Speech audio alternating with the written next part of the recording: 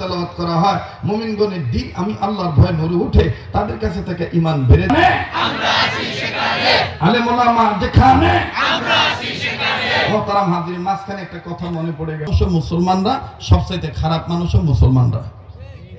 সাংবাদিকরা বলেন, স্যার কেমন কথা বললেন, সবচাইতে ভালো মানুষও মুসলমানরা, সবচাইতে খারাপ মানুষও মুসলমানরা। স্যার বুঝলাম না। জজ বার্নার্ড শ তখন বললেন যে আমার দৃষ্টিকোণ থেকে আমি যে বাইবেল পড়েছি, আমি যে বাইবেল স্টাডি করেছি, রিসার্চ করেছি,